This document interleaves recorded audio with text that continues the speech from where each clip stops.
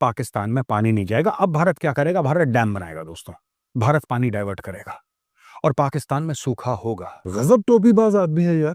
खुद ये मेजर साहब आर्मी छोड़कर भागे थे और एक प्राइवेट सेक्टर में जॉब कर रहे थे। वहां से अचानक ये यूट्यूबर बन गए और आजकल देशभक्ति का मंजन बेच रहे हैं। मेजर साहब पानी बंद करना है ना तो कर दें, वाकई में कह रहा हूं कि कर दें, पानी बंद कर दें, लेकिन उसके बाद जो होगा वो ना आप सोच रहे हैं और ना आपको कोई बता रहा है।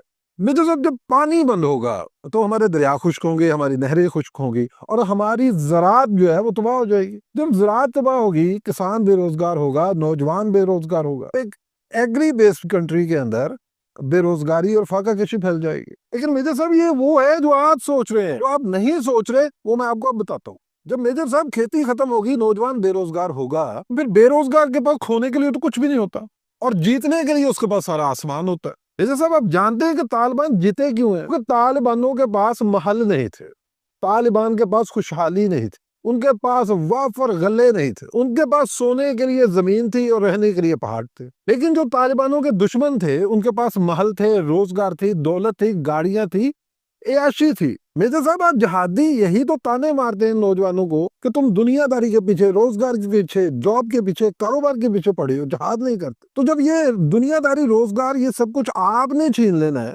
तो बंदूक तो फिर इंशाल्लाह आपको मिल ही जानी है। तो सब निकल जाइए टीआरपी की जंग से बाहर, ये व्यूज के चक्कर से बाहर। ये याद रखिएगा कि अमीर हमसाये का गरीब पड़ोसी बारूद होता है जो किसी भी वक्त फट सकता है। मेजर साहब दीवारें शोर रोक सकती है, धमाके नहीं। अपने हमसाये का रोजगार अगर आप छीनेंगे, अपने हमसाये की तबाही अगर आप लाएंगे, तो ये हमसाया सुकून से आपको भी नहीं सोने देगा। और ठीक 4 साल के अंदर राजनाथ सिंह और नरेंद्र मोदी खुद धोतियां पहन के तो खाले निकालने आएंगे कि खुदा का वास्ता कोई काम करो, हमें माफी दो।